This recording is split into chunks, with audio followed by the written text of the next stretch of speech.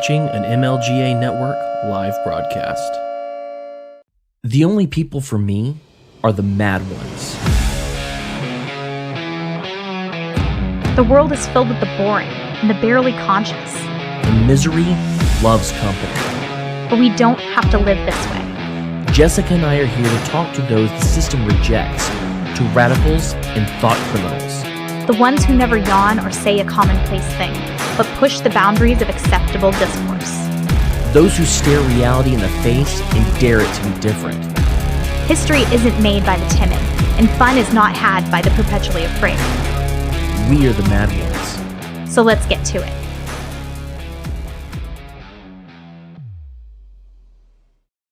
Welcome to the Mad Ones. I'm your, yes, you did notice that the side of my head is quite visible. No, I'm not having brain surgery, nor am I a sexier Natalie Dormer from the Hunger Games host, Cam Harless. And with me, as always, is It's Her Birthday, and you should treat her right, because not only can she tend a garden, but she's a genuinely good person, hostess, Miss Jessica Green. I forgot my crown. I had a dollar store crown that I was going to wear today, and I left it in the other room. But thank you, and you should treat me right. It is my birthday. I heard that the bartender treated you right just a few hours ago. Yeah, I went to drink at City Lines Tavern, and the bartender heard it was my birthday, and he was just happy to have customers, so he took care of me. And I was hammered enough to cry about how much I loved my dog. So I was like, oh, this podcast should be fun. Well, happy birthday and Thank happy you. Cinco de Mayo. Thank you. But we do have, before we break into our guests, we do have a special thank you to extend to those who make the show possible. So if you have a chance, check out Zen Pro Audio, Burgett Dev Services, Lorenzotti Coffee. Use the promo code The Mad Ones for 10% off your order, and OPSEC Trip. But yeah, we'll talk more about those later. But for now, OPSEC. What? OPSEC Drip. Yeah. All right. But for now, I guess we should actually introduce our guests. Probably a good idea. What the fuck? I'm in. Cam? Jessica? Control is just an illusion, Mad Ones. This is Pilar Petrie. Check out my show, OPSEC Drip, the only 1-minute news commentary that looks like an 8-bit terrorist video. Cam, Jessica, you may continue.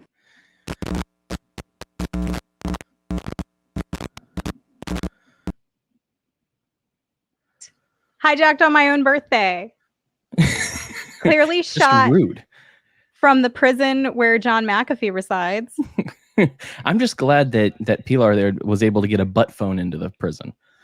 That's we need to get the proper news. And proper news can only come from a butt phone. So despite being hacked by a terrorist, joining us tonight are a few names that you might recognize. 2 definitely not feds posing as female libertarian YouTube streamers. One's a little fiery, the other a little salty. A freckled-covered Nazi Jewess and her canned-wined Hollywood chic counterpart. The stars of beating down morons on Twitter and the Freckles and Britt show, Freckles and Britt. Welcome to the show. Hi. Oh it's my God. Canned Prosecco.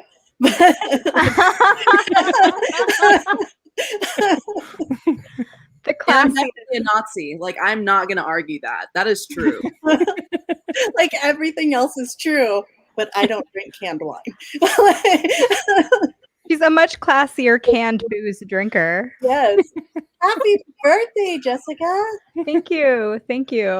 I'm so I glad. appreciate that. I had this dream 2 weeks ago that I was 40, and I was telling everyone in the dream that I was 40. So when I woke up and I was still 37 for another 2 weeks, I got really excited. And I was like, oh, freebie bonus. So I'm actually now completely happy to turn 38 because somehow I did some kind of like mental ninjing to myself in my dreams. And I'm like, yeah, 38's not so bad, Yeah, I've been 38 for almost a year now. So Right. I'm like, 38's great. I thought I was 40. So I'm losing my ability to click the things I need to click. There we go. Oh, Everything's clear now. So I'm the hammered one. I need you to but- like steer the well, ship. I'm just retarded, and I need you to finally come into this knowingly. But no, I've had Britt on the show before, and we talked about all kinds of things. But I talked to Jessica, and I now have spoken to enough people that I don't remember what we talked about. So it's like we could have that same conversation right now, and it would probably be good. Absolutely. I was so high during that episode that I do not remember anything we talked about either. So,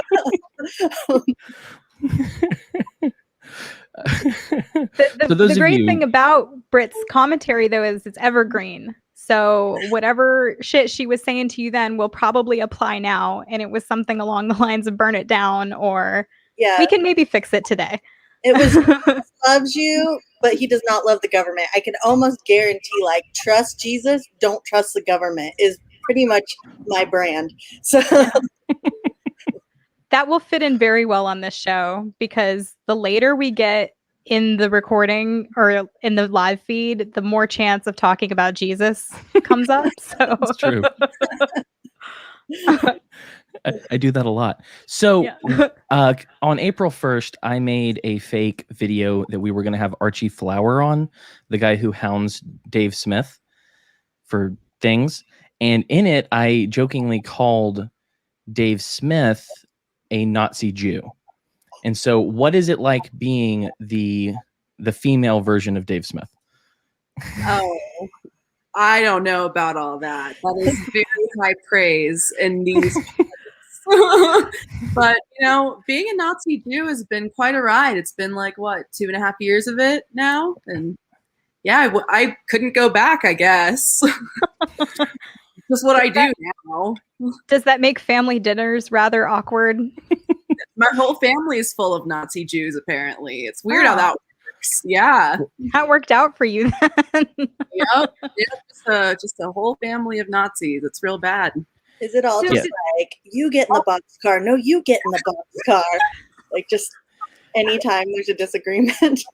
Well, they all have to keep their head on a swivel on Thanksgiving Day to when anyone's near them and the oven at the same time. They got to keep it terrible. They got to keep themselves safe. Going to hell for laughing at that one, probably. So is it always that they call you a Nazi first and then you're like, no, I'm Jewish, and they're like, well, anyway? Or they usually just go with the fact, like, you can still be like a Nazi if you're Jewish, because like they know Ben Shapiro is Jewish and they're still like, he's a Nazi. So like it's not like they really care. I have Julan in my like cover picture. I am not particularly like secretive about myself. right. So yeah, no, they just end up looking stupid, which is funny because like Black people can't be racist, but Jews can be Nazis. Right. Well, I noticed that Twitter interaction. Shit, I'm sorry. I'm really hammered. I'm trying to talk right now. I noticed that Twitter interaction you had maybe a week or so ago where a guy was calling you a Jewish Nazi. And I was like, you know, this is a terrible look. And he's like, well, you're a white supremacist. And I'm like, after one tweet, you decided that about me after one tweet? Like, what kind of world do you live in where under every rock and stone you turn is like a KKK jumps out at you? Like, I think you're the one who thinks white people are in control of the world. Bizarre. It is absolutely bizarre, but you know what? It's fun to laugh at it. It gives us something to all just ha ha ha about, you know? Well, it's funny until it's not. It's funny until they're actually like loading us up into the unvaccinated camp retreat, the spa, whatever they're gonna call it. They're not gonna call it pajamas. That's fun. Yeah. They're gonna call it something nice. Like it's a snuggle party, and you're like, oh, they're definitely gonna kill us. Yeah. The snuggle FEMA camp. Yeah. I see a lot of people going through that conversation right now about whether they will vaccinate or not and how much they're willing to lose over it. Am I willing to lose my job? Am I willing to, you know, be cut off from my family members who won't see me if I get vaccinated? I have friends going through that right now who their people got upset at them because they were seeing me and they know my husband to be an anti-masker. He's openly anti-mask on Facebook.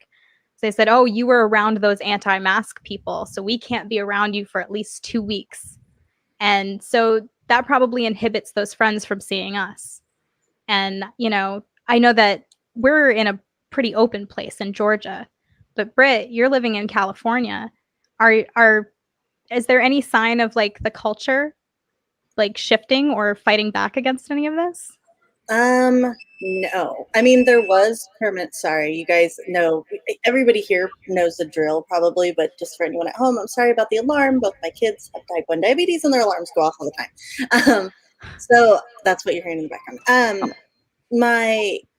I have seen it less people yelling at other people. Like, I walk around from my car to when I absolutely have to put my mask on. I don't wear a mask. And then as soon as I get out of a place, I rip off my mask with all the drama of a leftist talking about their white privilege and how sorry they are. I'm like, I'm taking off my mask because the CDC says science, and this is what we do, and we trust the science. Like, I make a production out of it because I want other people to be like, oh yeah, I don't have to wear a mask anymore outside. Like, not that they ever did. Like, I always feel like I have to preface everything, like when Christians say, did you pray? And you're like, yeah, we prayed about everything first, but can we talk about now the problem? Like, Yeah. I know that nobody ever had to wear a mask. I get it. That's like, we all know that, but like, we're moving on to like what the CDC says and what the normies are saying. So like, I have seen my neighbor, I was the only one of my neighbors that was like wearing a mask and doing stuff. So they would actually put on masks around me and my kids to keep them safe, because at the start we didn't know how it would affect type 1 diabetes. Sure. And now that, you know, my husband and I are both, you know, G5 stations or whatever, then and they see us not wearing masks, then they will start to take them off, or I'll say, like, you don't have to wear a mask if you don't want to, but if you do, you can. But then there's other people in my family, like that have told me, very close people to me, not my family, my husband's family, who is my family, well, like, oh, you're still gonna wear a mask, right? And I'm like, no, I'm done with that part. I followed all the rules. I followed the rules before they instilled the rules to protect my own children. I did every single thing that I believed was the right thing to protect myself and my children. And now I'm going to live as if I've followed all that and done all of that. And I refuse to continue to wear a mask when there's no reason. And obviously, the way from the messaging that I'm seeing across the country, anybody that's not wearing a mask or anybody that's not vaccinated, we fucking hate them and want them to die anyways. So I would think everyone that's vaccinated would be taking off their mask, being like, we're going to kill you now. Like I don't, like, isn't that the plan? I don't understand. Like, it's this weird, like, two-sided dichotomy. But yeah, I do have family members that absolutely will still wear masks. I still see people wearing masks, but I see more and more people every day kind of like not wearing them when they're walking to and from places. Yeah. I've seen multiple people on Twitter or elsewhere talking about, I'm going to still wear a mask because I don't want people to think that I'm a Republican. I was just going to bring that up. I think that is absolutely bizarre. It's like, you guys kept saying, like, follow the science, which you never did in the first place. But at this point, it's like, you're definitely pretending that these vaccines straight up don't work, which is really not convincing to the people who don't want them. Like, Right. why am I going to continue to wear a mask if this vaccine is supposed to work? Like, what are you, like, what is this? Well, I saw them talking about it on The View like 2 days ago. I just see the clips and I see like Joy Overbearing talk about how it's not supposed to be politicized. And then 2 seconds later, talk about how they're still wearing the mask.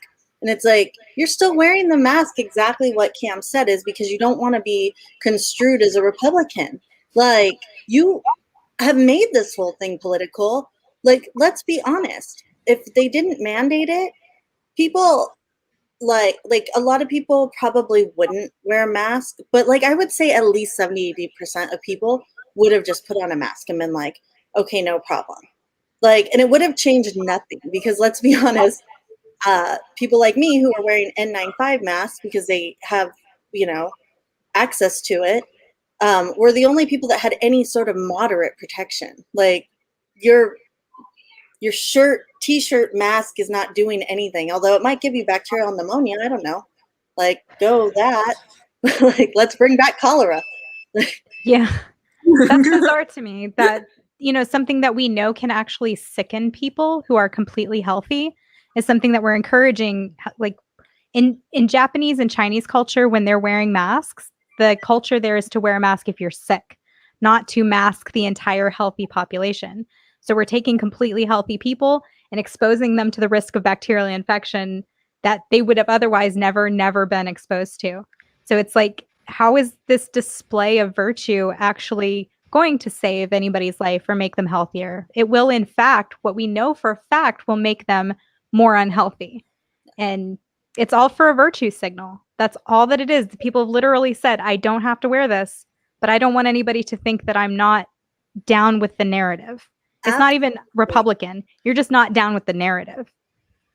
And I mean, making Americans unhealthy has like been the scheme of the government for like the last 50 or so years. It's just like that's all they do. It's like try to make it sick. Freckles has heard me talk about this at the beginning of all this, right when like we had mask mandates, maybe like a month or two in, and Jessica, you might have heard this too. I don't know. I got yelled at by someone for wearing a KN95 mask inside a grocery store. Remember that lady that got mad at me because I was supposed to save them for healthcare workers? That's right. So, I remember that now. Yeah. So this is 100% about virtue signaling. People would still like up until I switched to a black, just whatever, like covering a couple weeks ago when I absolutely don't need a mask anymore. Mm-hmm. According to science, I absolutely don't need one anymore. So what is the freaking point? I was wearing the KN95 mask because I'm like, if I have to wear this stupid thing, I'm going to wear the one that's going to give me some, modicum of protection, like some. And people would say things. They would make comments because it's absolutely not about safety. It's absolutely about virtue signaling. And the best way to do that is to wear a stupid mask that's going to give you bacterial pneumonia with a dumb phrase that says, stay safe, stay at home while you're out at Target, because for shit you absolutely don't need, or whatever stupid phrase you have on your dumb face that you just couldn't wait to tell everyone because you had 5 minutes, you were away from social media, but you still needed the world to know what you were saying. And that's all this is about. That's all this is about. Look at me. This is who I am. Mm-hmm. Did y'all see the virtue signaler in chief? I think it was last week. They had essentially a multi-country meeting, Zoom meeting. And Biden was the only world leader that was wearing a mask in his video. Everyone else was like, this is a Zoom meeting. I'm not breathing on anyone. I'm not going to wear a mask. But Joe Biden's like, no, I've got to keep the mask on. The other world leaders were like, can you believe this fucking guy's wearing a mask in a Zoom meeting? Like, we should definitely take over this country right now. Absolutely. Dude, that's what I'd be thinking. I do Zoom meetings like, 2 to 3 times a day, depending on the day. I've never seen anyone wear a mask, and like most of those people are like so far left. Like I have never seen anyone wear a mask just in a Zoom meeting before. I'm gonna be honest. Yeah, no. I'd rather see him pulling a tubin than wearing a mask in a meeting and signaling to the world, "Hey, come bomb us! Come give us an atomic wedgie because we're fucking nerds." Like, I'm so annoyed by that. We also announced completely to the public that we've lowered our standards, our physical standards for our soldiers because they're too difficult for women to do. So I think it's called a leg lift. Is this, you basically have to be hanging and then like you lift your legs. And apparently most of the men can't do it and all of the women can't do it. So they just got rid of it. And they said, oh, okay, we'll do a 30-second plank instead. Now don't get me wrong. 30-second plank is some crazy hard shit, but maybe don't tell the other countries that our soldiers are not as physically fit. We want them to be like, no, These are all like Rocky Balboa motherfuckers. That's what we want them to think. Not, we couldn't do the leg lift, so we just took it out. Like, it sends the wrong message, guys. We started doing that with kids in the 90s. You guys have all three of you have probably just heard me scream about what happens to school children for years. But everything that happens to school children gets mimicked into society as adults. We started lowering the standards for the physical tests for children, for their PE tests and what they can do in the 90s. And to where it's now, if it's like, oh, did you not get diabetes by 5th grade? Okay, you're healthy. Like that's where we're at this point. Don't get type 2 diabetes. Like that's what we're at. And it's like the same thing we do where you guys have seen me screaming on Twitter about forced vaccinations on children. By the way, before anyone gets on me, my kids are fully vaccinated. They even have their flu shots. Like, I am that mom. I am like, we are doing this. And they get them one at a time. So like, I have no qualms against them. I have a big problem though with the school and a congressman telling me that because they want to make a name for themselves, that my kids have to get vaccinated. I have a huge problem with a congressman trying to make a name for himself, telling me that my kids don't need to meet a state standard for physical fitness anymore because you're too unhealthy will lower the standard instead of fix the problem. Oh, and by the way, because I want to make a name for myself, I'm going to virtue signal and make the whole fucking country wear a mask. It's probably going to give them bacterial pneumonia. So they're recalling Gavin Newsom, or they still have to vote to do that? It's going, I think they have to vote. There's going to be, everyone thinks there's going to be a recall election. It's my fate. It's like, they're fucking idiots. They're calling it the Republican recall now. And they're like, Republicans did this. Like, first of all, Republicans don't have the numbers to do this. I don't know why we keep saying that. Like, Republicans do not have the numbers in California. I'm not a Republican. I'm a Libertarian. They consider you one, though, apparently. Yeah, they consider me. I'm like, yeah. I mean, whatever. But like to pretend that it's only Republicans who are upset when it's California and like you guys have voted Democrat so heavily recently. It's just like, what are you talking about? Everyone hates at this point. Like, what? Knowing we were only halfway there until Newsom started like locking us down, unlocking us down, locking us down, unlocking us down, then that level of signatures skyrocketed. Oh, and by the way, you guys, it's great. It should be great for 2022 when we absolutely remember that we threw out like 400,000 signatures because they didn't match on the ballots exactly. So we had to get rid of a bunch of the signatures. I absolutely 100% totally believe in 2022 we're going to carry that through to voting in our state. And in 2024 in the presidential election, I'm sure California is going to have the exact same standards. I have lost all faith completely in the voting system entirely. When we voted, the man took my printout from my hand and placed it into a trash can, like physically in front of me. He was sitting down next to the trash can. All of the ballots were going in there, but the machine had broken. They had nowhere to place them. And the best container they could find was a trash can. It's because he couldn't find the shredder. Right. Right. So like looking me in the eye, like I'm looking at him, looking at the trash can and back to him, and he sits it right in there. And I'm like, okay, guess I voted then. Like, what matters. The best representation of voting in the United States ever. Just like your vote going straight to a trash can. And then they go the next day, they go, well, there might be some voting problems in Georgia. I'm like, you think? Fucking think so? My goodness. So yeah, I don't have a lot of faith in voting anymore. I don't think it works, So it's like, what do we start doing instead? Because appealing to the system from within it. Like this is, Britt and I have perpetually gone back and forth on this conversation, and she varies between I think we might be able to do something to let's burn the shit down. I like burn the shit down, Britt. Which is where listen, this is where I'm at. I am burn the shit down, Britt. Oh. He just said Cam still votes, and this is false. Just needed to get that out there. Sorry, continue. No, I prep for when the shit gets burned down. Like I prep for it. Like if you guys came to my house, you'd be like, this bitch is ready. But I still am, like, okay, what can I do? What can I do in my community? Like, but mostly what I'm doing in my community now is helping other people prep for what's going to come. So like I went door knocking with a congresswoman who is like, I think she was GOP, but she's very libertarian. Like as a person, I know her. She's very libertarian. And I talked to all my neighbors. I got to know all my neighbors that I didn't know. And now some of the moms, in fact, one of the moms that works for the school district has signed her children up for my kids' homeschool charter.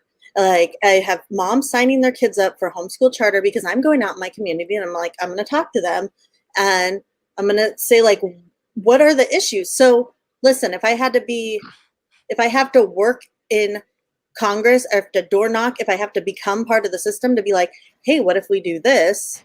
Like, then that's fine. My real goal actually is like to not even get elected, just to get a check mark on Twitter and to get everyone around me to know who I am so I could talk to them one-on-one, to have an excuse to knock on people's door without being a Jehovah's Witness, really. So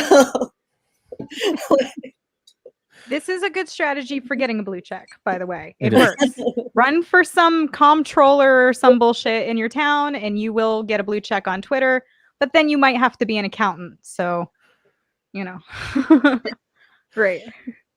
Can I just say real quick, though, just about the recall is just the beauty of the timeline that we live in right now, where when there's a recall for Gavin Newsom, the two people that throw their hands up and say, I'll run against him are Caitlyn Jenner and Randy Quaid, a.k.a. Shitters Full from Christmas Vacation. I know. I'm going Randy Quaid too. It's so beautiful. Like, could you like write? No one could write that. Like like I couldn't make that up. How fast did the left get transphobic, by the way? Oh, it was amazing. Oh, their little brains were spinning. It was like every single tweet had to start with, I'm not transphobic. I like, oh, here comes the transphobia. Like, yeah, I'm not transphobic. Yeah. That's the Michael Malice rule of any political commentary preceding but doesn't count. It's just whatever comes after it. Yeah. I'm going to like have to call him out on that because I've seen that so many times. To be fair, that's the Dr. Phil rule. I'm just saying. I don't know. Remember when that was something that was taught to housewives at like 11 a.m. in the morning or 3 in the afternoon. So yeah, I wasn't aware of that. Dr. Phil is very entertaining though. Does he still have a show? I don't know. I just see his clips on Facebook and every once in a while I'm like, ooh, that slapped a little too hard. Like that's a little too close to home. So he's like a shit poster now? That's even better. No, he like videos from his show and it's great because okay. Instead of the full hour of just like that, they like cut it down to the best parts. So I'm like, this is as much Dr. Phil as I can take. Like, Right. I don't think the world is ready for Dr. Phil as a shit poster, but I am. I'm ready for that. That's what I want. Yeah, nobody's had more like close calls than Dr. Phil. That guy rides the like political line so much. Like it's like he's always like thrown in the fire, like, no, he's gonna come back out. Like so many times, man. Every time I think he's about to get canceled, it's like, no, he said something like woke. So he's good. He's psychology the United States. So That might Speaking be of- explaining why we're in the state we're in, but yeah. go ahead. You said woke, and I can't help. I got a notification, and I know this is something that Jessica's really going to appreciate. But I found out that they're going ahead with the Black Superman movie, and the person who's writing it is Ta-Nehisi Coates. Do you know who that is? He's No. like that critical race theory guy that started writing really bad comic books. See, I don't know anything about any of this stuff. I'm not a comic book person. Either. Yeah, It's a bunch of women. y'all are a No. bunch.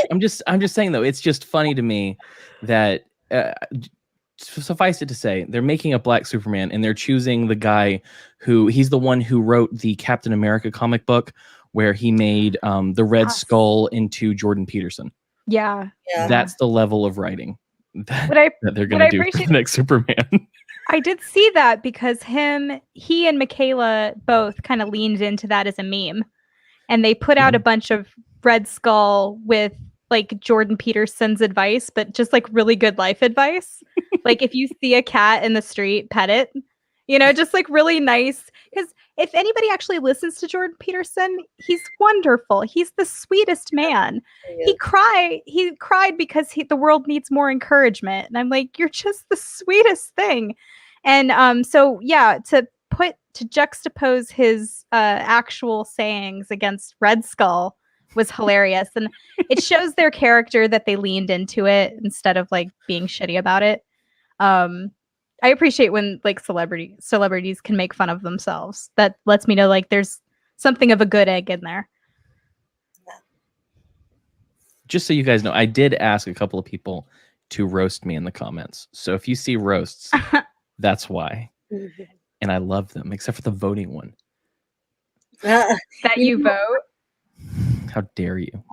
The one that you said that like you were the hottest woman in the stream, I don't know if that was like an insult to you or like to the three of us, honestly. I'll take it. What to do? I think it was a grenade that was thrown in between the four of us, meant to hit all of us. I'm good being fourth in this group. Like, Britt was saying something like super like brilliant at the time, and I looked down and it's like, oh, Campbell's hottest. Oh, okay. So speaking of this, I saw an actual bearded woman at a gas station the other day, and I thought I couldn't help but like look at her because she was a lady with a beard, of course. And I looked away quickly because I thought, oh, if she sees me staring at her, she'll feel bad. And she probably thinks people are looking at her thinking, ew, gross, or something like that. But I was just amazed. I was like, oh my gosh, the legendary bearded woman. I was so excited. And I wanted her to know in my heart that it was like pure, like childlike excitement at her presence. And nothing to do with like she shouldn't have a beard. Of course she should have a beard. That's the most exciting thing in the world that's going to happen to me for like the year, hopefully. So, you know, I don't know. Just a bearded lady, if you're watching out there, I want you to know that I love you. like you should have a beard because it's enjoyment for me. It's who you are, and you. Was it gosh, how do I say this? Some women do grow beards because I guess they like either overproduce testosterone or like she was like genuinely a woman. She had the form of a woman in every way. I'm sure she was biologically a woman. She just had a beard, which means at some point in her life she has this overgrowth of hair and she decides, fuck it, I'm not shaving it anymore. I'm rocking the beard. And I don't know, I'm like proud of her for rocking her beard. And like excited by her presence because bearded ladies are legendary. They're like white elephants. And if you see one, it's probably good luck. Well, as a man with long hair and a beard, I get called a bearded lady constantly. That's the go-to joke if someone tries to roast me, is to call me a bearded lady. So I appreciate your adulations and I accept them. Yeah. God bless you, bearded woman. Yeah. No, the freak show has been done away with, but I know 100% that if they still had them, I would go. So I would too. You know?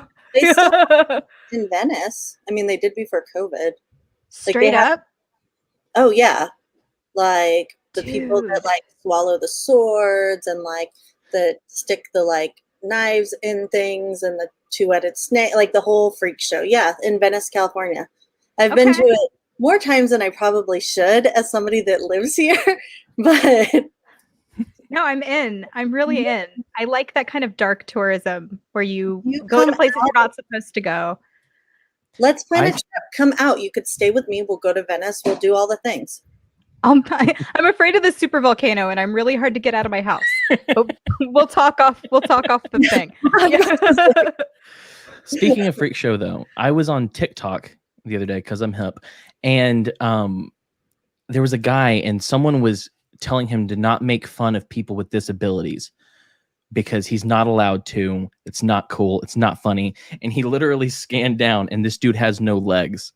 And so someone said, "Could you please do me a favor and ride around on a Roomba?" And he said, "Yes, I can." And so I watched a man without legs ride around on a Roomba yesterday, and I've never had more joy in my life ever. I believe this man will save the world. Michael Scott wrote this script. He had no arms and legs, and that's how he led a nation. And I believe in the legless man. No, we've lost our good sense of humor, and the things that are dark are the best to laugh at because they're the things that destroy us. So if we can laugh in their face, then we can defeat them, and that's the way of the human being. But now, because of our culture, we're forbidden to laugh at anything dark. Like it's a tragedy, and it'll lead us to our own destruction. That's a recipe for extinction, guys. Yeah. Although I think there's something to be. I learned I guess a lesson about that this past week or last week. Go on. Have you tried not being fat? And so in my mind, I mean, you guys know I was over 300 pounds. Very recently, like at the start of the pandemic, I was like around 275 pounds. And I still have a lot of weight to lose. I still see myself as somebody that's morbidly obese a lot of times. And most days I do, but other people are starting not to look at me like that. So when I made that joke, I made it as fat girl. And people got very angry telling me like that I shouldn't be making fun of fat people. And I was like, I am fat people. What are you doing? And it became very clear to me very quickly, like, oh, this is maybe not as self-deprecating as I thought it was anymore. I just made it crazy, especially to people on Twitter who don't see everything I see in the mirror every day. But so I guess maybe people think that. Sorry, my kid is asking me. Yes, you can have that. Oh, hell yeah, Mom. Sorry. I will say every time I hear the little alarm, my brain goes pizza rolls. It sounds like a microwave. And that's where my head is at. I see it's very cool. You can show me later. Oh, sorry. I thought I was muted. I went through a weight loss experience myself. I lost 45 pounds, which a person who is 5 foot tall, that's a large amount of weight. So I also experienced where I would make a lot of fat jokes, and then I lost the weight, and I cracked a couple of fat jokes, and people did not find it fucking funny. I was like, oh, I'm not fat anymore. Shit. Like that was my main thing that I could joke about was being fat. Like that was the best. And I don't have it anymore. So yeah. When I made that talks about that. When I made that comment about the witchcraft hobby, people blocked me. Libertarians blocked me. They were like, how dare you talk about witches? And I was like, okay. I was like, I'm gonna go ahead and talk about. But two, because they thought I was fat shaming, which I didn't mention anything about that woman's weight. And I almost deleted it because people were being so mean. But they just assumed that I was just being a bitch about like fat people. And I'm like, I wasn't even thinking about that. I legitimately was making fun of her because she's a grown-up woman that thinks she's a witch. And I'm not interested even a little bit. Not even like, no. Like, I don't even no. Have you guys ever seen the Yahoo Answers thing about mermaids where they're like, can someone tell me how to become a mermaid? And don't say mermaids aren't real because I believe that they are. And so like there's like tons and tons of these people legitimately asking, how do you become a mermaid? And these are people at least old enough to read. So, our school systems are failing us, guys. There are people out there who want to be mermaids.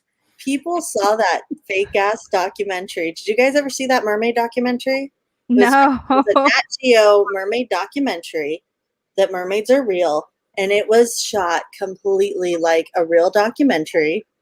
And it came out, I think, sometime between 17 and 25. I can't remember, but I was high when I saw it the first time, and I was like, these motherfuckers they're so real. It didn't dawn on me till the next day that it was clearly Like fake. a documentary. Yeah, it was a mockumentary. There are a lot of evidence Freckles for looks mermaid horrified. videos. You guys have to look up. Did you look it up, Cam? No, I it's in the back of my head because I remember seeing it. It was like and it came out like right around the time Blackfish came out. It Oh. was like, yeah. Y'all remember when everyone hated SeaWorld for all of 10 minutes 10 Yeah. years ago? Right? Aw. Everyone forgot about that real quick. Well, Speaking and it's oh, go ahead. I was just gonna say orcas are really hard to care that much about because of how absolutely evil they are. Do you know anything about killer whales? Yes. They're the They- worst. They like to hunt penguins and knock them off and make them feel like they're about to die for fun and then swim away. They can be knocked down a peg or two. You They're dicks. know? That is amazing. So first of all, I quite enjoy that because penguins seem like they're, getting a little bit too much love in the world. Everybody loves a fucking penguin. Fuck a penguin. You know how dirty penguins are? Have you? Fuck a penguin, man. Fuck a penguin. Yeah, I know. They're cute. They're fucking dirty and they smell bad and they're mean. So, yeah, I said it. I hate penguins. I don't like them. Have you ever seen that video where Benedict Cumberbatch can't say the word penguin? But he can say Cumberbatch. Let me find it. You guys Okay. talk about how you can fuck penguins or something, and I'll find that. I don't mean. I used to use penguins as my kind of gotcha when people would say like, "Oh, this isn't in the Bible," and my response used to be like, "Neither are penguins, but here they fucking are." And Fucking true though. stop. Prove that shit wrong. Prove there Yeah. not a penguin. I've Yeah. seen them. They're Show me. dirty. They were dirty people. Is You thinking guys, mermaids real or worse than thinking that the Titanic isn't real? Like the Titanic was just a movie. We Titanic is just a movie. have a So, mutual have you friend that doesn't think the moon landing's real. Have you ever seen the Titanic though? I mean, you at least got to hear them out. I've never seen the Titanic. They just say it. I just get this sinking feeling it would be depressing to see the Titanic. So feel like here's James- I found the video, and Okay. this is magical. I enjoy this very much. But Benedict Cumberbatch cannot say penguins, and I'm glad you brought this up because I love a good video that ties into nothing. Now, Benedict, every time you're on the show, Can you hear it? we get so many messages and tweets and emails from your. Now, they're not Cumberbitches anymore, are they? They change name every time I'm on. Okay. So what are they now? Cumbers. Cumbers. I don't know. I'm making it up, Graham. Yeah, I don't know anymore. Do you know what you I was are? bored. Cumber People Collective, Bored. bunches, brands, babes. No, he was saying he looks bored. Oh, okay. I think there's definitely some splintering going on. There's a lot of splintering. Okay, so there's a bunch of questions that I'm contractually obliged to ask you. They will Sorry go about nuts if I that. don't. Okay. So obviously, when will we see more Sherlock? 2015, I think. Yeah. Okay, are you in the next Star Trek? No comment. Okay. Are you in news?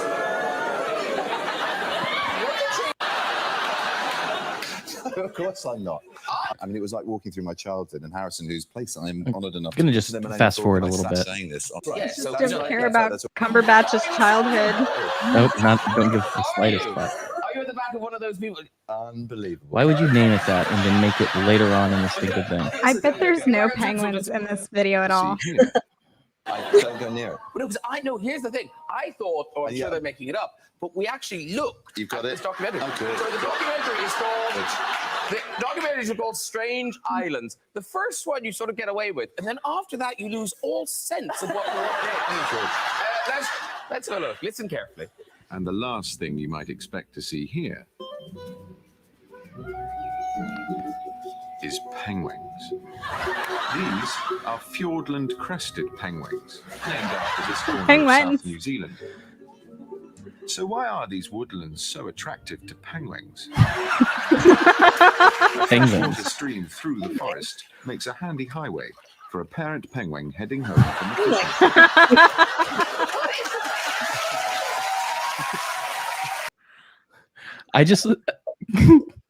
I love that they put that at the very end, and it was like 20 seconds, and they named the whole video that.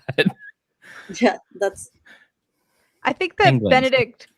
Benedict, I'm not going to say his last name because fuck him. He is, handsome in Britain, apparently. And because of that, they let him get away with things like not even having to say the word correctly, enunciate a word that you are narrating a nature documentary for children to learn on. Like, this whole society needs to be scrubbed from the earth and begun anew, where we expect people who do nature documentaries to fucking enunciate. And I can appreciate the fact that I stumbled when I said that. Penguins. Generation of Brits all say penguin like that. That would be pretty funny. I'm down. Why So, do British Southern- people exist? Is my question. Well, if critical race theory has its way, they won't for much longer. Wow, you just talked me into it. Yeah. I got a pamphlet. I got a political pamphlet in the mail today. I didn't order this, by the way. It just came in the mail, and it's about critical race theory, by the way. So, Is it pro or is it for or against? so it's against. But the fact that it's glued in a weird way so that if you're stupid, you can't get into it. But there's more inside, and it's interesting to me that we're getting like political pamphlets in the mail about this shit. I don't order any of this stuff. So this is like going through the culture. So yeah, and they don't like white people is the gist of this story. Oh, what was it? Someone said to me the other day that you shouldn't talk about critical race theory unless you understand it, because everyone gets it wrong who hasn't studied it.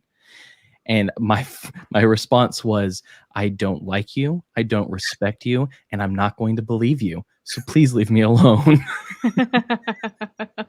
Can we just do the is this supposed to be the same as I guess you'll have to read it after we get it type thing? Right. No, I don't even want to pretend to like it. In fact, I've now pulled my children out of your education system because fuck you, that's why. That's one of my favorite answers. There was a picture of a guy and his wife, and there was a little girl with a bike, and there were maybe 125 guns sitting on their deck, and people under it were like, "This someone call Child Protective Services. Why would anyone do this? Blah blah blah." And now I know what it was. It was a different one. I've had a lot of gun conversations lately, but one of them was a picture of a guy at his wedding, and he had his sidearm. He was wearing his sidearm in his wedding. And someone asked, "But why would you need a weapon at your wedding or in church?" And I said, "Oh, this one's easy, because fuck you. That's why." Yeah. None of But your also, business. Seriously. Weren't there a bunch of church shootings over the last 3 years? People have come into churches and shot them up. I mean, Yeah. I know You that. remember the big one where the guy stood up and shot the dude before he was able to go crazy in there. So I mean, But the one It's a that they good thing now. popularize is the one that can be spun racially. But Right. Well, not to mention that I also like that group of people to have guns as well. but we do that with everything though. We had 2 shootings of Asian people within a 2-week period. One spawned Stop Asian Hate hashtags. The other, we pretended, which was actually race-based, a hate crime that again, going back to the hate crimes are not a thing, but according to the social contract, which also is not a thing, hate crimes exist.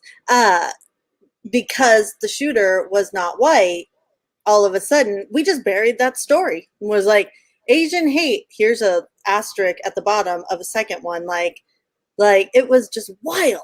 It's just wild what we do in this country. And what people accept under the guise of not wanting to be called a racist, like they're calling you that either way. In fact, they've established that you are a racist no matter what you do, no matter what training you have. So it's like, I don't even care. And I'm sorry, if no matter what I do or what I say is going to make me a racist, why would I take your critical race theory class? Because it won't change anything. I'll just still be a racist that knows stuff. That seems dangerous. Yeah. I fear for you being behind what I consider enemy lines, Britt, because you're in the danger zone out there. I'm doing the Lord's work. Yeah. I actually have. I feel like it's like a one-woman protest. I was in Starbucks 2 days ago, and it's a funny, kind of funny thing, but I did it because I'm so sick and tired of this pandering bullshit.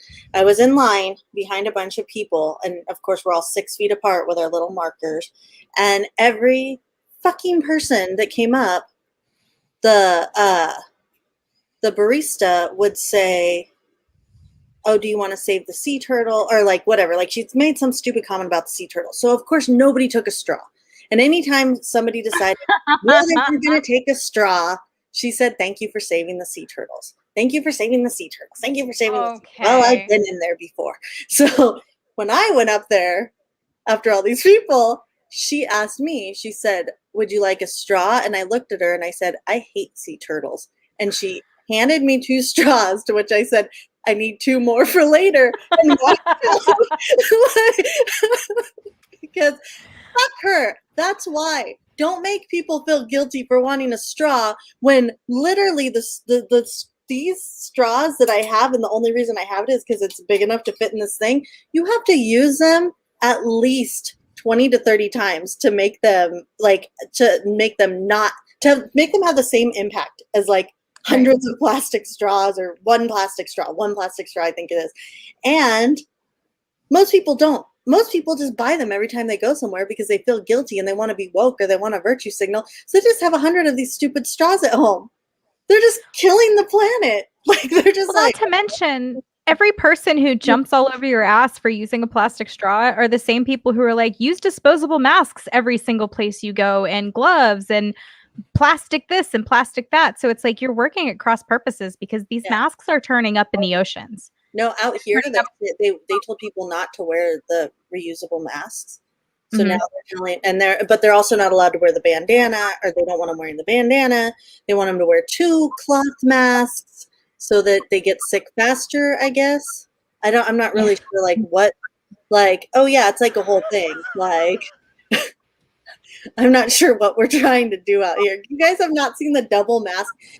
I'm telling you. No, see, you live in this like world that I can't imagine, because like everything out here is pretty much open. People don't wear masks. And so I hear these stories and I'm like, this is how Britt lives every day. And I want you to be free. Let my Britt go. They all take the plastic cup from Starbucks. They all take the lid that goes on that they manufactured so that we could get rid of straws. Uses more plastic than the straw and the old lid combined. It's a magical thing to watch people in their ignorance and their arrogance come together. Like when you see it, I see people go to this, like all these like juicery places, like everybody drinks juice and it has to be pressed now. It's like I don't know what they were doing to juice before that made it less healthy, but now we press it, or I guess if you're white, you press it. I'm not really sure. But only if you're Irish. Yeah. It's in. But then you add whiskey to it. Yeah. So then it's in plastic bottles that we all recycle. Then our garbage person then throws in the same pile that he throws all the other trash in. But we pretend that we did a thing because we separate all our trash out before he goes and throws it all in the same bin. So when society has collapsed in I guess maybe 18 months, I'm going to give it. When society is completely collapsed in 18 months from now, and we are in the cannibalistic Mad Max afterworld, which is all desert, there are no trees. What will your job in the post-apocalypse universe be? And we'll go around the table. Anybody? Cannibal Queen? Nothing? Man, I'm useless. I'd just die right away. Die. Take the easy way out. I'll be honest with you. I was reading the comments and did not hear your question. Okay. So when society collapses 18 months from now, Okay. Because of climate change, Right. climate course. change will kill the planet in 18 months. Mhm. What will your post-apocalypse job be? Oh, I'm going to start marketing swimming pools for sure. Like, I'm opening a swimming pool company. I'm going to start marketing them as shelter and heat wave protectant. I'm going to make $1 billion. People in California won't matter because they'll have fallen into the ocean. So I will start working on Utah. Like, that's how it will work. I'm getting everybody that is, it's going to be like New Mexico, Arizona, like everyone's getting a swimming pool. And it's going to be a sustainable swimming pool. We're going to use it. We're going to build the pools from the bones of liberals that have fallen into the ocean in California. We're going The ones that Alex Jones has eaten. We're going to call it a pressed bone pool. We're going to use the pressed juicing equipment to grind bones, and then we're going to make you a pool, and it's going to be sustainable. Yes, I love it. Thank you. So there are plenty of like legitimate answers to this. Like, I've worked with leather, I've worked with metal, I've worked with wood, I've made beer, I'd love to make whiskey, but really I'm just gonna find some guy who has the most wealth afterwards, and I'm just gonna make jokes at him and hope that he throws food at me. I think that's the plan. I was going to do something similar to that guy, but with sex. That's kind of along the lines of what I was thinking, honestly. Like, either I'll die or I'll become a sex slave, like, whatever, I have marketable skills in the afterworld, like. I don't. Not in that way. I should have thought of prostitution. Darn it. You still can, Britt. We can all still be prostitutes. So we're talking about post-apocalyptic prostitution, and I'm assuming that Thaddeus Russell is going to be in charge of the post-apocalyptic world. He would be the king as the Antichrist. He will be king of the post-apocalypse world. Confirmed. Bob Murphy has let us know that Thaddeus Russell is the Antichrist. Or did he say the Antichrist or a Antichrist? And Antichrist. Oh, there's more than one. Okay. Yeah. Ooh, See, well, you see how this podcast goes? The longer goes on. In perspective, I thought there was just the one. I've got some more prepping to do. All right. I'm glad we talked about this. Yes, Right. you need to watch out for Thaddeus Russell. He is one of the many antichrists, so watch out. I tried to play that game with Thaddeus Russell on Twitter that people that have small accounts play, where they follow someone and then unfollow them and then follow them again and then unfollow them in an attempt to get them to notice. And I realized that's not going to work. And I thought maybe I could just ask him, but then Because you're not a 14-year-old girl. I wasn't I see. That's say it, but I had a joke close to it. that's a spicy tweet, Cam. That is why Bob Murphy calls him an antichrist, because he talks about like age of consent and stuff. So Ooh. context of those things.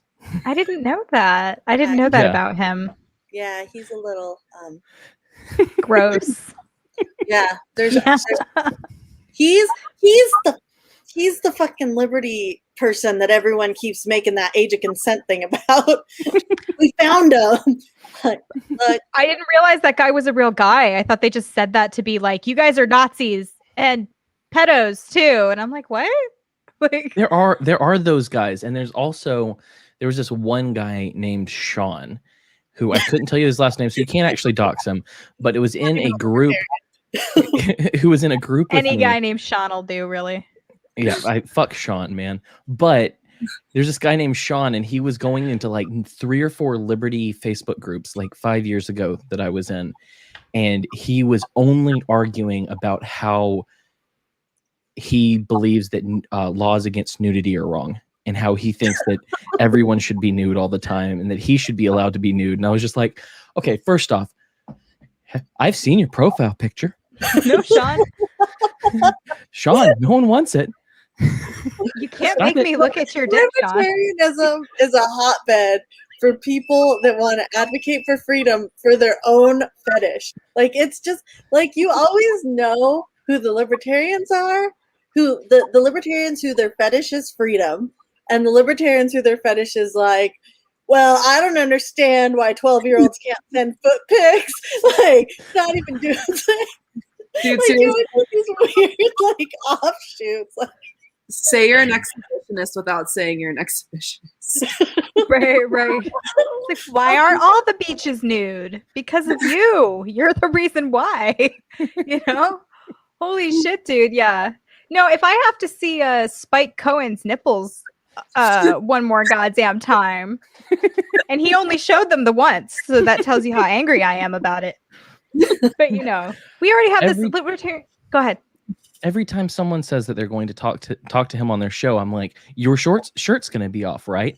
And no one has done it yet. How has no one, outside of a woman, obviously we understand that that's not couth, but like, well, how has a dude not popped his shirt off to talk to him yet? I mean, someone who's in the libertarian circles that aren't like the worst people. we need like a Bert Kreischer. Bert Kessler. Kreischer. The machine. Chrysler. Yeah, the machine. Let's just call him the machine. We need that. We need that. Well, didn't we have a dude that went up on stage like naked? James Weeks was his name. Does he have a podcast? Can we, He's the socialist arm of the Libertarian Party. oh, Of course he is. Of course he is. all the Marxist libertarians that we've got going on. Do you guys see that? There's so many like Marxist libertarians now on Twitter, like their bio, and I'm just like,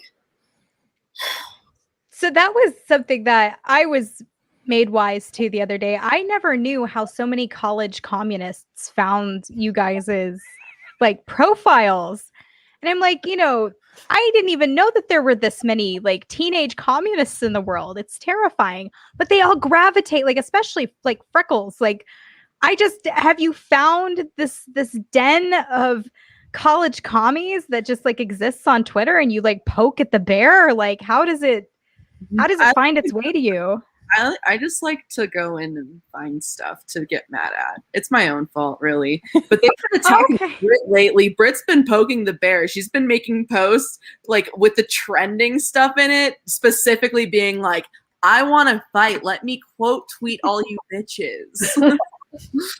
oh, and they get so mad. When I made that poll, first of all, the trending topic was like 70% of Americans. So I made the poll saying that. And they were talking about vaccine passports specifically coming in, like people coming into the United States. And they said 70% of people approve of that. Well, I know that one, if I just say, oh, do you approve of this specific thing and don't use the trending terms, it doesn't really matter what I say. My audience is largely libertarian. So what I did was like, I'm going to leave out that last part about people specifically coming in. And also I'm going to use the trending terms that all the liberals are talking about for something else. Cause they were actually talking about 70%. I think like 70% of people had to be vaccinated or something. So I did that. So people saw this. What I was not expecting was for my tweet to be the top tweet under that trending thing. Right. I was like, oh, okay. Like this is, and then what was even more fun was that I had hundreds of comments of people saying, speaking to her biased audience. I was like, bitches, you're bait. I'm just trying to get to like, I'm just trying to get that like 0.5 to 0.6. Like, that's all you people are today. Like, Right. keep it going. So you guys both are the people that I know that have like the biggest accounts. So basically, at what point does the ratio of the people of following you start to become people who like hate you? Because like I see people who are straight up your followers. They follow you on purpose, but they hate you and they're like, fuck you and everything you have to say. Those are But my they fans. follow you, and that is a phenomenon I cannot get over. Every one of Like- them loves me. There's not one person that follows me on Twitter that would not smash this. I'm sorry. Like, I cannot claim to be one who would not smash it, because I would smash it. But yeah, right. So is that what it is? It's like a hate fuck thing. Just like maybe if I piss her off enough, she will fuck me. it's the exact reason I follow Gavin Newsom. So, like, Mhm. I will say that I think Interesting that strategy. Freckles' account is easily one of the hardest ones to read because of you quote tweeting and then it being in the middle of a long and I'm just like, no fucking way. I'm just gonna read this and go from here. I'm not going back. It's impossible, and I commend you on that. I don't expect anyone to actually like participate or read everything I do. I do too much. It's just I do it for the hell of it. I find it to be entertaining. I know someone said it's amazing fun, but it's aggro as hell. Yes. yeah. People get mad now too. I know excuse me.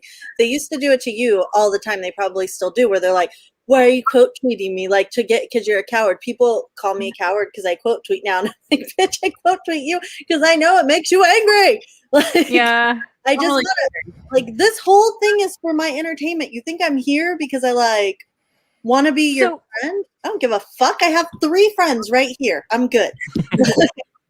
I think because so many commies come to your feed, you should put rose emojis in your, because it would infuriate them. The same way that every libertarian gets so upset when they see Liberty Hangout say anything, because they have that gold and black logo. Just every libertarian cannot help themselves. They're just like, have to respond, have to bring that energy, have to like basically keep Liberty Hangout in followers. So if that's the game, put some rose emojis in your bios. Yeah, they will freak because you're using their thing.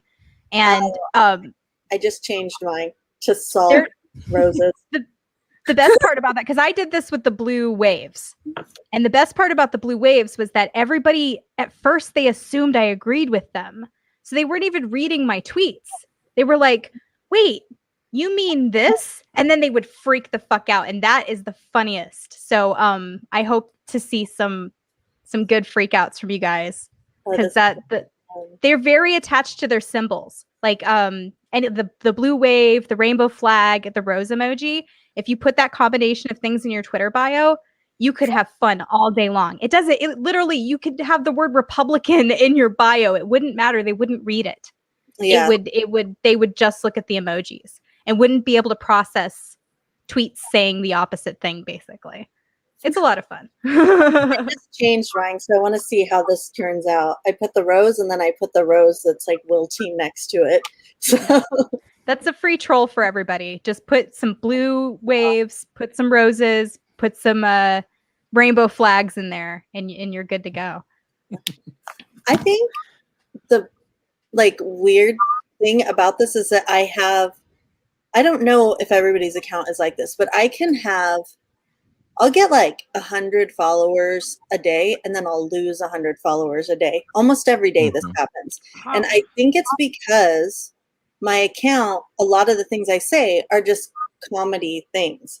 Like, it's not strictly like Liberty. So I'll have tons and tons of people that will follow me, and then all of a sudden they'll drop off because they'll be like, oh, wait, like she got like, oh, I wasn't expecting that. Like when you asked me, when I made a joke about my kid calling boobs a fun crack. Like that was hilarious. But then you said something about Biden, and that's like So it's like my Twitter account swings back and forth like a teenage girl on her period. Like it's just wild. So I have one day I gained 1,000 followers in one day because I said that I formally apologized to all the anti-vaxxers out there. I wasn't saying that I was becoming an anti-vaxxer. I believe in getting your MMR. I believe in getting, polio and whatever else you need to get. I have them all. I want everybody else to have them. What I was saying is that a lot of the rhetoric that anti-vaxxers were promising would come about has. And I think that they're owed an apology because everybody has basically stomped all over them, called them crazy, kicked them around. And oh, wouldn't you know it, here are these vaccine passports that were considered a conspiracy theory just maybe 6 months ago are now like seriously talked about legislation. So yeah, I do owe anti-vaxxers an apology. So they are crazy. So 1,000 of them followed me in one day. 1,000 anti-vaxxers and all their varied, interesting opinions. So yeah, I'll drop off by like 100 or 200 in a day, and I'm like, oh yeah, I found the witchcraft people didn't like something I said or whatever. So oh gosh, yeah. So speaking of, so the anti-vaxxer thing. They came out with the vaccine passport idea. They floated it. It was rejected by certain states, and then they backed off on using the term and backed off on the idea. And they just recently started talking about it again after the backlash. So it's now another part of the conversation. But I have heard many people on the news talking about how the vaccine passport, and they always use the analogy of the carrot and the stick, which is behavioral modification. You give them the carrot, or you give them you use the stick. And every time I see one of these people on the news talk about the carrot and the stick as if I'm their fucking donkey that they're trying to train, it pisses me off so much. Like the deep anger and rage every time I hear them say carrot and stick, I can't describe to you. Like I will use, I don't think there are words that you've not seen me use, but I'm gonna have to make some fucking words up so that I can so I can hit these people, because that infuriates me. I don't know how you feel about it, but every time I hear it, anger. Let me ask you a question though. All three of you are women. Right. I mean, I'm saying this correctly, right? I mean, I've got to ask, do you identify as bitches? Yes. Okay. So do you watch trash television? Yeah. As much as I can. Yeah. I used to more. No, not as much. What is your trash television? I'm curious because I have never watched trash TV. But there's something that I'm watching right now that is pure uncut garbage. And I kind of want to talk about it, but I want to know what your trash shows are first. Like 90 Day Fiance and Married at First Sight were historically my shows. I haven't watched those in a few seasons, but like, damn, those are good. Like I if you watched want 90 Day Fiance. Yeah, no, they're very, very good. You should watch them. What about you, Jessica? What's your trash show? So I used to watch My 600-Pound Life. And then I started to feel really bad about watching My 600-Pound Life. So now what I do is I read people's tweets while they're watching My 600-Pound Life because it's just as good. And I'm not actually watching the show. It's like being a vegetarian or like eating substitute meat. It's like you still kind of get the taste of it, but you're not contributing to the harm or whatever they say. Exactly. About meat or whatever. And, people on Twitter are brutal as hell. And, if I'm going to go to hell for laughing at things, I want to like really get my end in. So, yeah. Do you have any trash TV, Brett? I watch Rachel Maddow. Okay. Fair. Yeah. I mean, I'm not a big like I watch reruns from the 90s. Like I watch Reba and Sabrina the Teenage Witch. Like I'm not a big TV like person. I have a lot of anxiety, so like I don't like seeing people in situations that I haven't seen them in before on television. So I just avoid it. So there's this show on Netflix that it's in they're in their second season now, and it's straight hot garbage TV, like 100%. And it's called The Circle. Have you heard of this show? No, but I'm looking it up right now. I think I've actually briefly heard about it. Yeah. So The Circle, the whole premise of the show is social media game show.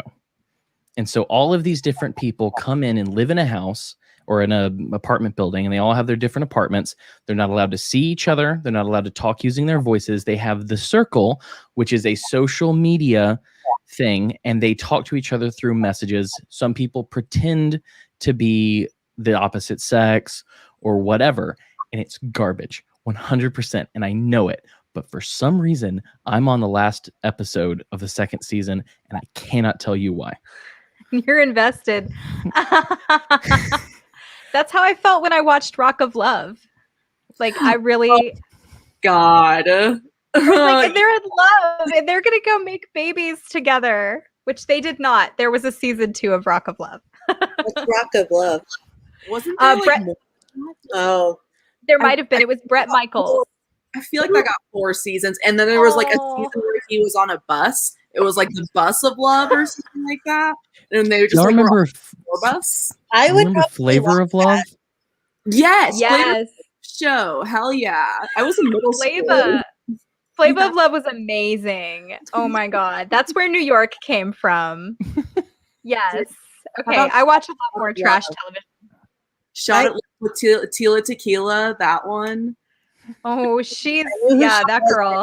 in MySpace, but I can't get into those shows. I can't get into the Real Housewives show. I love shows like I'll watch Ellen's Game of Games. I'll watch like the what's the one where the Masked Singer? Like, I like those type of shows. Yeah, that's Like, cute. I like that. I like that. I'm so like, you guys, as for such a like trash person I am, I like watch such wholesome TV. So I'll watch the singing shows, but like just the compilations of when it's like really awesome. And then I'll like cry my eyes out. And then I'm like, oh, I feel better. And then I can go on with my day. So it's like perfect little emotional button that you can hit just to get like tears or whatever. I'm the opposite because I don't watch any singing TV shows now, but when I did, when I was like a teenager, it was always the worst auditions. That was my shit. I wanted to see those people crash and burn. That would like, You know, Caitlyn Jenner's performance on The Masked Singer. If not, you have to watch it. Don't watch it on air because you'll get taken down. But like, please watch it afterwards. It is hilarious. I'll have to. I haven't seen this season, so now I know one of them. But I stopped watching this last season. It's all right. I don't care. Sorry. No, you know what else I watch, which I like. I am such a sucker for like Penn and Teller's Fool Me, The Masked Singer. My son and I have watched not The Masked Singer, The Masked Magician show. You guys remember? Okay. 90s? wait, from like the 90s? Yeah, they came out in the 90s. wow. The Masked Magician. You can find them on like, I think Netflix.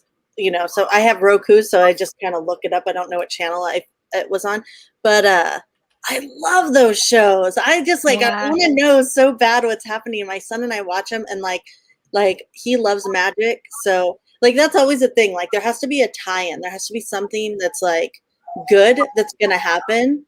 I don't want to see like 30 minutes of like, you know, like fighting.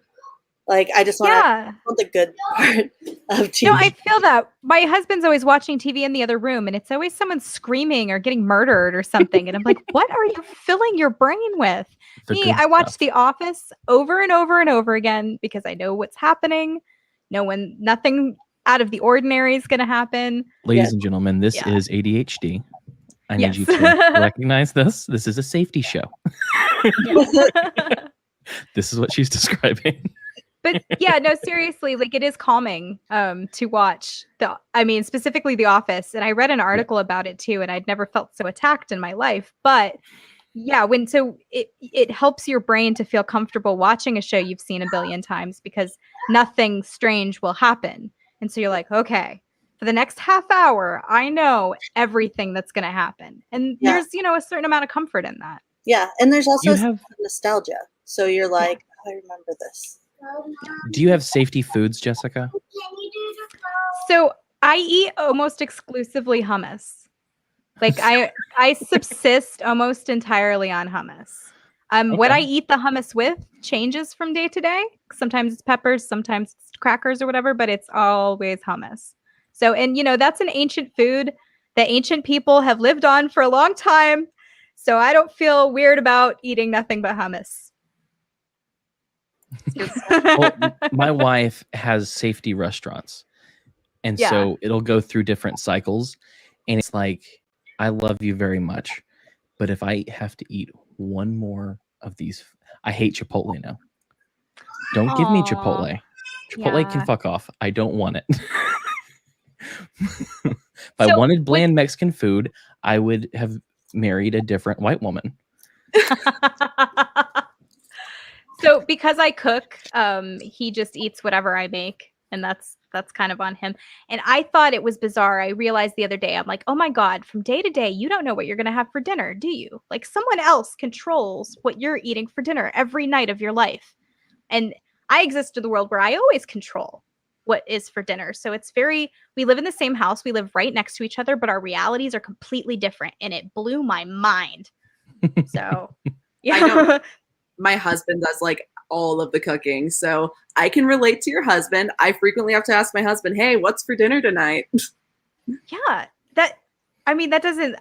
For me, that would fill me with anxiety. Like I have to control what the dinner is going to be. But I guess, that's I realized that a person who exists right next to me and the closest they could ever be to my exact life lives in a completely different reality. And I think that's kind of an interesting thing to think about. Probably not for the audience. Sorry, guys. But yeah, it blew my mind. My wife is currently texting me about, so let's see if you can say that. Do you have safety foods? Go ahead and tell them I'm a spicy autist. So there you go. My husband and I are both very adventurous eaters. Very, we both love to cook. My husband was accepted to a very prestigious cooking school that he decided not to go to, but because he got into a different industry. So I am like the exact opposite. Freckles and I have had this conversation. I think we had it today. I don't have safety foods. I do have places I won't eat. Like I will not, like if I go somewhere, I don't want to go to a chain restaurant ever. In fact, I've never been offended on Twitter until yesterday when someone said that I went to Olive Garden and I was like, fuck you in your fucking face. Like I was so mad, like in my heart, I felt anger and rage. Like I was like, I couldn't, like if somebody would have been like, you mad, bro? I would have been like, fuck, yes, I am. Fuck, yes, I am. I saw that and I knew that you were genuinely angry that someone even suggested that you would eat at Olive Garden. Son of a bitch. And I felt that in my heart because that's offensive because Olive Garden is trash. Freckles and I had a conversation one time. I don't remember if it was like a private message or if we were just talking or something, but I know it was just us. We were talking about my diet and I said, I was saying like, oh, I'm trying to find a butter substitute, but I can't. Like, I was like, I don't want to try that. I believe it's not butter. Or she said like, oh, what about this one? And then I said, I think I tried. I can't believe it's not butter once. It tasted like trash in a bottle. And Freckles goes, that's exactly how I expected you to react to that. Like it was like, there was no, she was like, that makes the most amount of sense of anything that's ever made sense is that you would say that this tastes like trash in a bottle. Yeah. It does. Britt is bougie. We love her for it. I guess in the pandemic, I would be the one that would turn the liberal in California into like fine dining cuisine when we all have to be cannibals. So no, Mexican clearly needs salsa fresca. So yeah. I got to have some goat cheese puffs today. That was the fanciest thing I've had in a restaurant in Georgia. So that was really good. And it came with a hot pepper jam. So we're getting some, bougie shit down here. And they, like I said, the bartender also took care of me because it was my birthday. So girls, always mention to the bartender that it's your birthday because Oh, they'll hook it up. I'm gonna start doing that. Yeah. Be like, I just turned 50. So Yeah. I need it. yeah, I always tell people I'm older because then they're like, "Wow, you look so good for your age." I'm like, "That is absolutely true." So I have done that for fun many of times, telling people that I'm way older than I am. So they're like, "Wow, you look fantastic." Be like, "Thanks, I run." That's the thing. I look great because I eat a pine cone every day. I boil a pine tell cone people and I something eat it. totally random. I never could get into running because I don't like activity, but also because I remember my mom telling me, "Have you ever seen a runner's face? Like they run, it makes their face bounce. They look old." Yeah. Like, Yeah. like Wait a minute. Ruth, There's some truth to this, maybe. I'm going to start paying attention To runner faces. to runner faces. We need And to vegans? scientific. yeah, vegans and runners, man. You wanna look old real fast.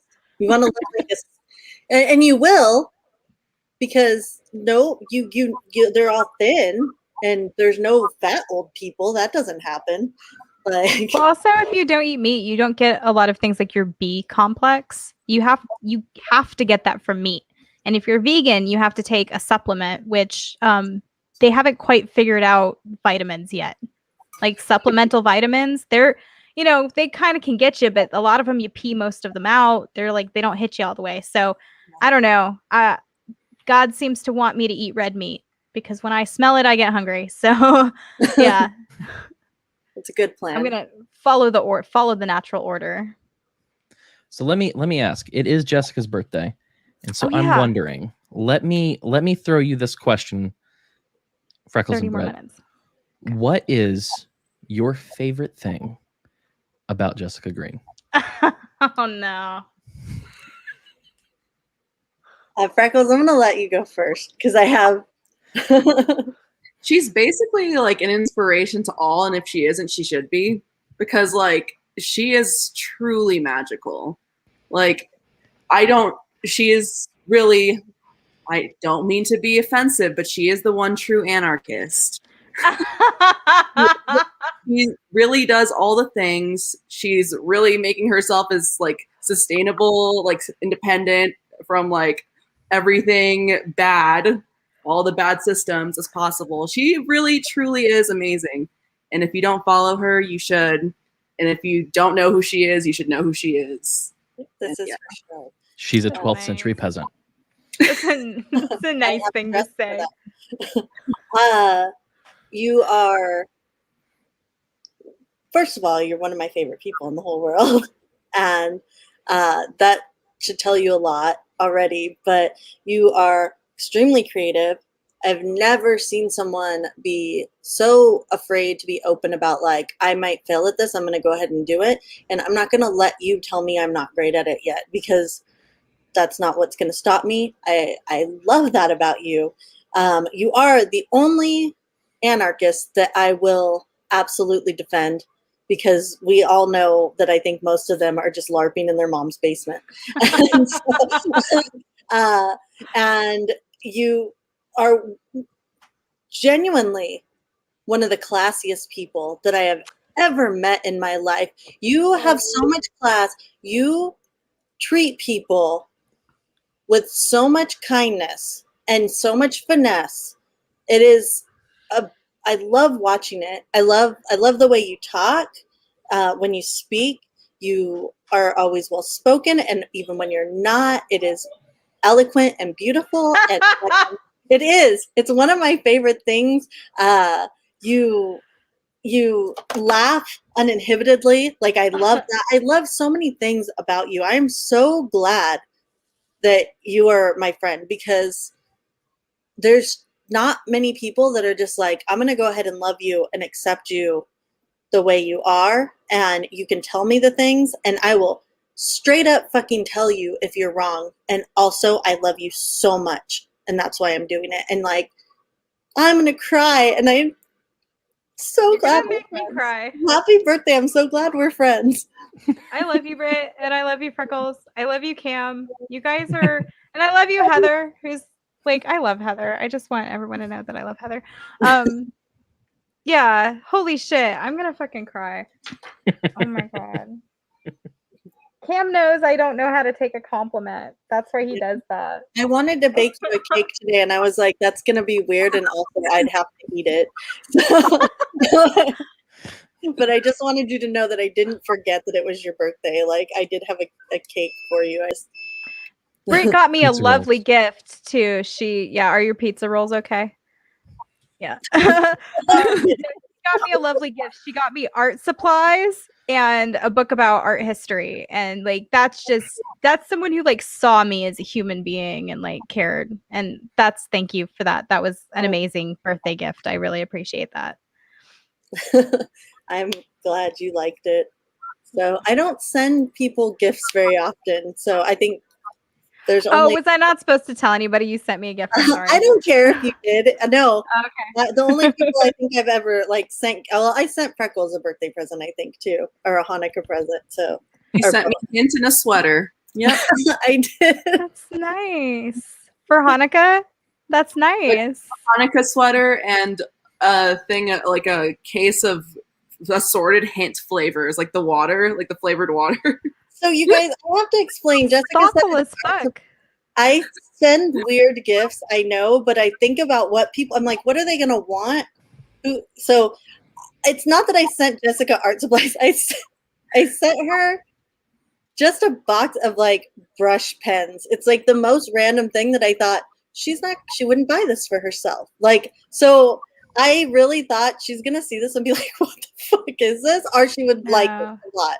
So, and I thought the same thing when I sent you the Junicorn thing. So just so you know. I love it. I'm glad I have a sweater to wear on Hanukkah now, and I've never had like a holiday. Get like some weird thing, like in there, and whatever. If you get something from me and it's super weird, know that it's not that I didn't care about you or think about you. I legit think that's part of your personality. So, like, if I'm like, what the fuck is this? This is what she thinks of me. Like, no, this is what I think of you. So, Jessica, I almost sent you a stamp so that you could stamp homemade eggs, like when you get chicken eggs. But I was like, she doesn't have the chickens yet. So like, there's news on that. So we talked to the guy across the street about the code enforcement truck because he has the chickens. He has chickens in his backyard as well to see if they stopped by. And they said, no, the code enforcement guy is not here about chickens at all. There's a guy up the street who parks his truck in the road and they're fucking with that guy. So go ahead and have your chickens. So we're going on a don't ask for permission, ask for forgiveness scenario here, and we're moving ahead with the chickens. So I got the chicken stamp. Well, I know. But also that's very thoughtful, and it's the thought that counts, and that you still get amazing credit for that because that's a really thoughtful thing. So I feel like I should say what my favorite thing about Jessica is. Yeah. Because I don't typically answer that question. So here's the deal. I have been running some version of this show since 2016. And there was a big space between 2016 and 2018, 2019. I can't remember which. My 100th episode is coming up at the end of June. And I'm still working on the details of that one. I'm really excited about what I have planned. We'll see what happens. But I've been through multiple co-hosts. I've been through, I've done it by myself. There's some good episodes where it was just me and Jessica. And I had her on after David had the girls' night on the morning drive with David. And I didn't connect with Freckles, but I've connected with you and Britt. And so I had you on the show and I was like, okay, I'm going to do this again. First off, I love horror movies. Right up my alley. I can't wait to do the horror challenge this year. I want to start talking about it with people very I need soon. to start working on that. So we can get the list going. But when I had you on and brought on Dent and then one other guest, it was really good because I no longer had to be on my feet the whole time. I didn't have to be leading the conversation.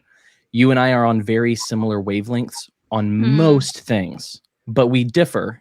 And that's what's good, is because I have my questions in my head. I have my thought patterns, my ideas, and then you have very similar ones. And I don't have to worry, one, about you not showing up. You're always going to be here. I show up for work, and all of my bosses have known this about me. I might be high, but I show up. And I always know that you're going to be thoughtful, and you're going to be thinking, you're going to be reading, you're incredibly intelligent, even though you doubt that for some reason because you don't have a degree. Degrees are bullshit. I have one. I should shred it. But as soon as we had the first episode, I had in my head, this is someone I could do a show with. And so once I had boiled the frog long enough to make you realize that it would work well, I was like, we're doing this, a new show-ish with a new name, and we're going to power through. And it wasn't until we finally decided on doing that suddenly I had the guts, I had the ability, and I had the gumption to ask people that I would have been scared of asking to be on my show. I didn't have the fear anymore because I had the backup. I had someone who was thoughtful. I had someone who thought. I had someone who could follow my train of thought and get to questions that I didn't even get to think of yet. And I appreciate you more than you could know. You're easily one of the smartest women that I've met in my life. Oh, damn. It's true. And without you, I would no longer be doing this show. I can almost guarantee that. Oh, I wow. probably would have given up.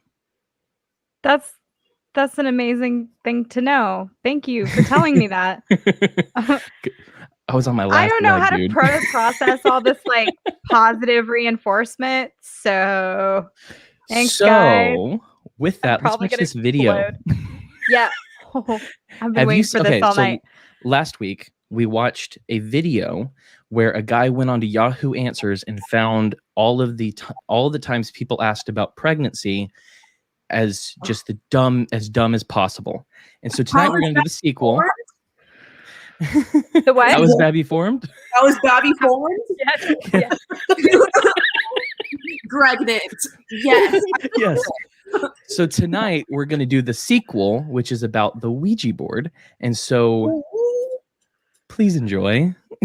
A Ouija board. How do you make a Ouija board? How do you feel about Ouija boards? How to Ojo board works? How we can do planchette without using Ouija board? Is it dangerous to play Ouija board? Ouija board? My Ouija board is cussing me out. Is the Ouija board online fake or real? It's the Ouija real game. How we can able to play Ouija board? Ouija board or whatever? How do I find out if they're a ghost in my house without using a Ouija board? A Ouija board game?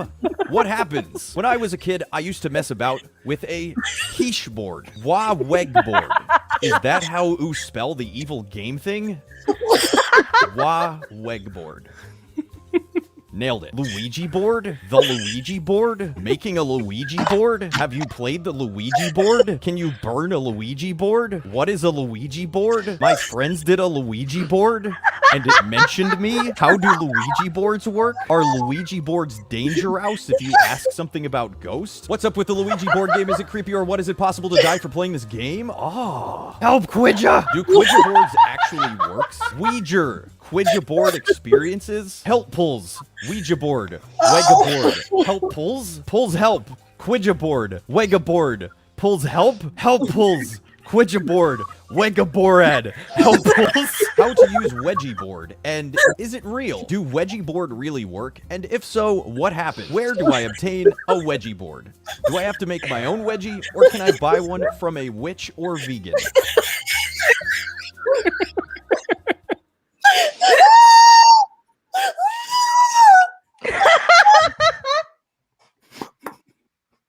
Yes. You can't buy one from a witch. We don't have it. Maybe from a vegan. Maybe from a vegan though. Yeah, they're evil. That's my favorite thing that ever was a thing. My face hurts.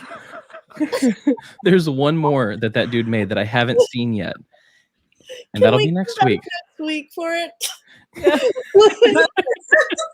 Just call us in for the last 3 minutes. Come in for that specific. That was my Like favorite. each week we show Freckles and Britt a fucking video. We'll be on. Woo. Yeah, the only place you can legitimately get a Ouija board from is a sorcerer. So Oh, but everything else is fake. okay. So I'll just when go to did my the local vegans- sorcerer. When did the vegans stop making them? Do what? When did the vegans stop making them?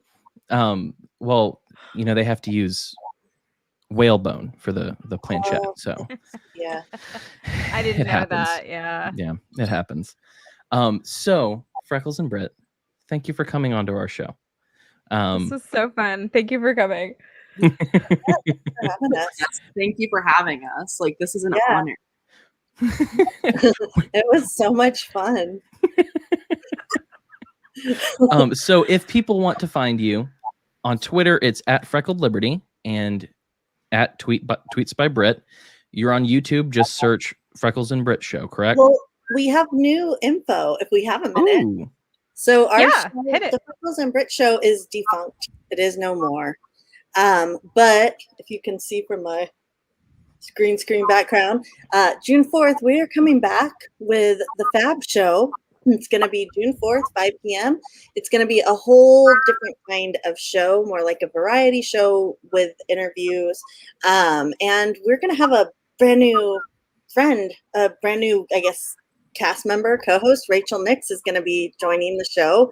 So I love Rachel. Yay! we're writing scripts now because we love interviewing people. We love getting the Liberty message out, but also we are super funny, and we wanted to like move in that direction.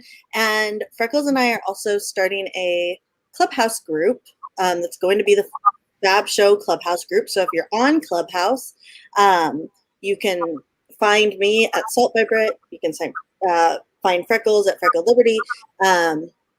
The Clubhouse group is going to be the Fab Show. We don't have it up quite yet, but we're getting started. But if anybody wants to join Clubhouse and doesn't have an invite yet because they're super exclusive, you can DM me, and I will be giving away 5 invitations this Sunday. So just DM me. If you have iOS, then you will be able to get in right away. If you don't, you have to wait because they're still figuring out Android. But yeah, we have a lot of new stuff coming up. So Exciting. All right. So I don't have iOS yet, but I have a standing invitation from Britt, which is super exclusive, that I can get in Ooh. as soon as they let Android peasants such as myself into Clubhouse. So Yep. I'll be there soon, you guys. It is bizarre to me though, since I work in coding apps, that they wouldn't have released it. They wouldn't have released on Android first, because it's honestly a lot easier to get on any Play Store or Android store. It's than about the Apple Store. exclusivity, though. It's about yeah. being exclusive, because now everybody wants to be on Clubhouse. I want to be on Clubhouse. I didn't even know what Clubhouse was 2 months ago, and now I want one. So Yeah. It's true. But like I said, thank you, girls, for coming on for Jessica's birthday. She's old now. I And am so, officially there is an I iceberg wasn't that I will be old pushing her yesterday. off I'm old now. we're into the the same age. ocean on. Just later on this week, retiring her from life. It'll be good. Bye. I love So- that I'm like 6 months older than you, and I'm basically expired milk. So, Yeah. To the elephant graveyard we go. so you know this is what's coming up. Sorry Yep. about that. Sorry that this is your future. Whatever. I'm excited. Y'all are great. Love you. So with that, let me go run down our stuff real quick. This is the end of the first episode of Friends Month. We decided May would be Friends Month. We do have one aberration in that list. Hopefully he'll be a friend by the end of the conversation. But today we started with Freckles and Britt. And then next week, actually Sunday, we're going to have Tetsui and Allie from Tennessee from Twitter, if you know them, on the show. That'll be fun. I have a secret thing that I'm going to be doing for that episode that I won't tell anyone about. And it should be fun to see if anyone notices. We'll see. Past that, we're going to have Monica motherfucking Perez back, who's a good buddy. The week after that, we have Mr. Brad Binkley, her partner in crime, and also just a dope-ass fella. I'm so hip, guys. I'm so cool. After that, we have Jeremy Kaufman, the guy who created Library and Odyssey, which is the decentralized video platform and file platform that Defense Distributed uses, and everyone who wants to get information out and be not uncancelable. We're going to have him on as well, and we're going to talk about how right now the SEC and the feds are coming at him hard because they want to shut that down, but they're using crypto as the means to try to shut him down and finances. It's bullshit. Beyond that, if you want to find me on Twitter, at Cam Harless. If you want to find this 14th century peasant, at SoupCanarchist. We have a locals, themadones.locals.com, but we're probably going to be retiring that within the week. I was the only person on it. I was the only paying customer on it. I gave out a lot of free promos to people. Let's put it that way. But we're looking at a move to a different platform. Yes. I am waiting to hear back on that. We'll talk more about that later. I make shirts. As you can see on the lovely Brit, I have tank tops. Sorry, it's green. I've got t-shirts. I've got hoodies. I've got pop sockets. We got everything on Amazon. I will give you the link is in the description for the shirts. And if you want more, ask me. Britt looks so hot in her tank that I decided I wanted one, by the way. You guys, when I gave you the size for this, I was like, I'm a fucking lying bitch. And I was like, there's no way this is gonna fit. And it's only tight in the boobs, which is not a bad thing. I'm not gonna be one of those girls who are like, oh, my boobs are so big, it's bad. They're fucking awesome. Yeah, I'm like, it's pretty dope. I love this. So awesome. Yeah, I just want the gif of Britt going, oh, my boobs are so big. I want that too now. Cam, make it happen. Please, Cam. I'll have to find it. I'll try. If you want to watch us, which is the preferred way to do it, because you get to see the video. You get to see Britt's boobs. Sales pitch? I don't know. Weird thing to say? Definitely. We are also on Odyssey, if you want to check out the video there. If you want to listen, we are themadones.com or mlganetwork.com, where we have compiled the best Liberty podcasts, which needs to be updated because there have been a lot added since we did it 2 years ago. So I say the best, but it's 2 years old. Don't judge me. Well, don't tell them that. I just don't want Freckles and Britt here to go, oh, so we don't make the cut? No. Wait, what? I didn't know you 2 years ago.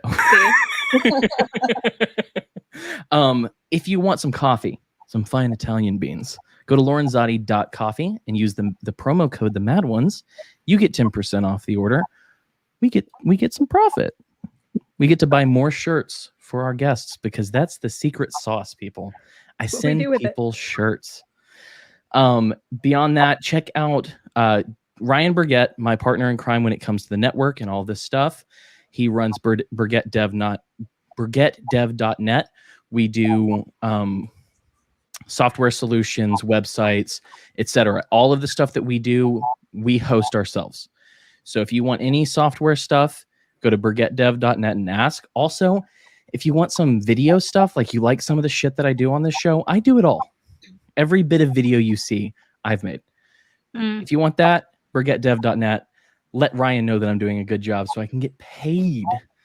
Don't forget to check out OPSEC Drip, and a special thank you to Mr. Dent from Zen Pro Audio, who sent me this beautiful microphone that lets these dulcet tones reach your ears every week. With that, I'm done. That's all I have to say. I know it was a spiel, but hopefully you enjoyed it as much as I did. Again, thank you, ladies. It's been a joy. Happy birthday, Jessica. Thank you. We love you, obviously. And as always, dear audience, be the glitch you want to see in the Matrix.